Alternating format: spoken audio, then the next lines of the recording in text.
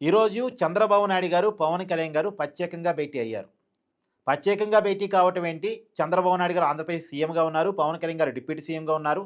వాళ్ళు చాలా సార్లు కలుస్తూనే ఉన్నారు గదా! నిన్న కేబినెట్ సమావేశంలో కూడా కలిసారు గదా! వీళ్ళు రెగ్యులర్‌గా మాట్లాడుకుంటూనే ఉంటారు గదా! అని మీకు అనిపించొచ్చు. యెస్, మీరనుకుంటుంది కూడా నిజమే. వాళ్ళు రెగ్యులర్‌గా మాట్లాడుకుంటారు. అడపాదడపా కలుస్తూనే ఉంటారు. నిన్న కేబినెట్ సమావేశంలో కూడా కలిసారు. అంతా ఓకే. కానీ ఇవాళ కలిసింది నేననుకోవటం సీఎం, డిప్యూటీ సీఎం హోదాల్లో అని నేను అనుకోవట్లే. ఇదొక పొలిటికల్ మీటింగ్. టీడీపీ అధినేతగా చంద్రబాబు నాయుడు గారు, జనసేన అధినేతగా పవన్ కళ్యాణ్ గారు కలిసి ఒక మీటింగ్ ఏర్పాటు చేసుకున్నారు. ఇది పూర్తిగా ఒక పొలిటికల్ మీటింగ్. దీంట్లో ప్రధానంగా నెయ్యి కల్తీ విషయంలో వ్యవహరించాల్సినటువంటి స్ట్రాటజీ. వైసీపీ తప్పు చేసి దొరికిపోయింది. కానీ యానిమల్ ఫ్యాట్ అనే దాన్ని సిట్టు నిర్ధారించకపోవటం ఫలితంగా దాన్ని పట్టుకొని అసలు నెయ్యి కల్తీయే జరగలేదని వైసీపీ ప్రచారం చేసుకుంటుంది. దీన్ని ఎలా ఎదుర్కొని జనంలోకి నెయ్యి కల్తీ విషయాన్ని, వైసీపీ చేసిన కల్తీ విషయాన్ని తీసుకెళ్ళాలి? లేదు ఇంకా సిబిఐతో లోతైన విచారణ చేయాల్సిన అవసరం ఉందా లేదా? ఇప్పుడు ఎన్డీడీబీ రిపోర్ట్కి, ఎన్డీఆర్ఐ రిపోర్ట్కి తేడా ఉంది. ఈ తేడా తేలాలి అంటే మరొకసారి లోతైన విచారణ జరగాల్సిన అవసరం ఉంది అని కోర్టుకు వెళ్లాల్సిన అవసరం ఉందా లేదా? ఏం చేద్దాం? అందులో జగన్మోహన్ రెడ్డి రేపు రాయలసీమ ఎత్తిపోతల పథకం దీక్ష కార్యక్రమాన్ని చేస్తున్నారు. సో రాయలసీమలో జగన్మోహన్ రెడ్డి చేసేటువంటి రాజకీయాన్ని ఎలా ఎదుర్కోవాలి? రాబోయే 6 నెలల కాలంలో జగన్మోహన్ రెడ్డి ప్లాన్స్ ఏంటి? దాన్ని ఎలా ఎదుర్కోవాలి?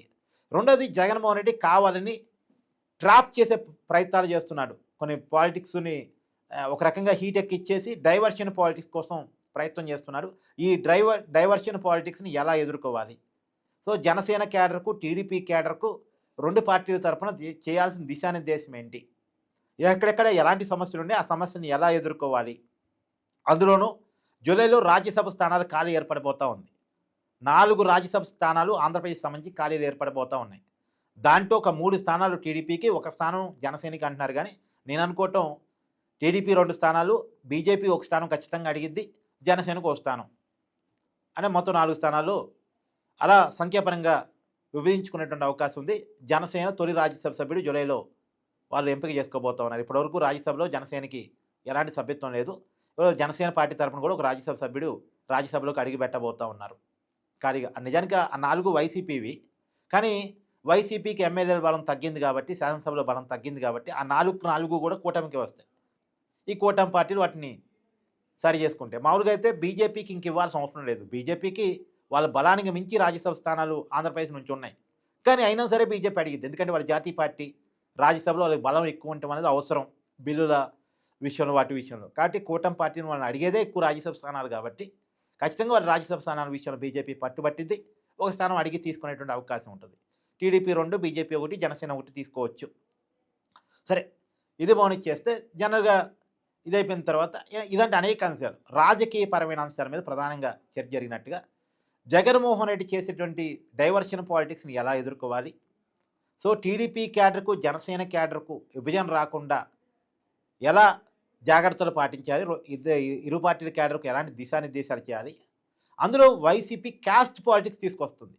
కాపు వర్సెస్ కమ్మ అనేటువంటి రాజకీయాన్ని బలంగా తీసుకొస్తుంది. దీన్ని ఎలా ఎదుర్కోవాలి?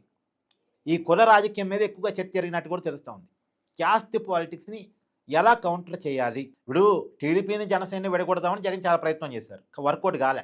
అసలు వీళ్ళు కలవకుండా కూడా ప్రయత్నం చేశారు. హరిరామ జోగిని, ముద్రగడ పద్మనాభంని పెట్టి కలవకుండా కూడా ప్రయత్నం చేశారు. కానీ వర్కౌట్ కాలే. కలవకుండా చేసే ప్రయత్నం చేశారు, కలిసిన తర్వాత విడగొట్టే ప్రయత్నం చేశారు, వర్కౌట్ కాలే. ఇప్పుడేంది, కమ్మ కాపుల మధ్య చిచ్చు పెడితే ఖచ్చితంగా విభజన వస్తుంది అనేటువంటిది ఒక ప్రయత్నం. అంటే కమ్మల్ని చూపిస్తూ కాపుల్ని జనసేన నుంచి, కూటమి నుంచి దూరం చేయాలనేటువంటి, ఇప్పుడు అంబటి రాంబాబు విషయంలో కూడా కాపు అనేటువంటి కార్డుని వైసీపీ బలంగా వాడుతుంది.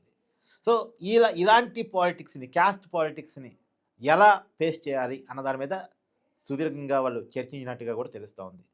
ఇదేమైనా చాలా క్లియర్ కట్ పొలిటికల్ ప్లానింగ్. ఒక 6 నెలల పాటు జగన్మోహన్ రెడ్డి స్ట్రాటజీలు ఎలా ఉండే అవకాశం ఉంది, దానికి కౌంటర్ స్ట్రాటజీలు మనం ఎలా వ్యవహరించాల్సిన అవసరం ఉంది అన్న దాని మీద ఇద్దరు కూడా ప్రధానంగా చర్చించినట్టుగా కూడా తెలుస్తూ ఉంది.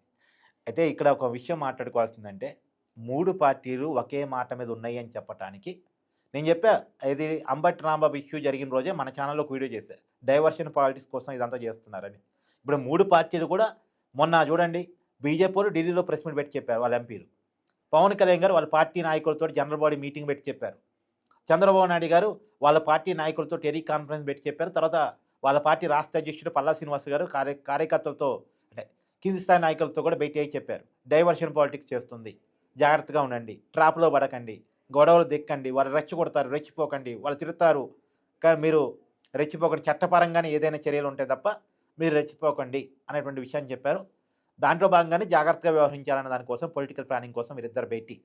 ప్రధానంగా జగన్మోహన్ రెడ్డిని ఎలా ఎదుర్కోవాలన్న దాని మీద.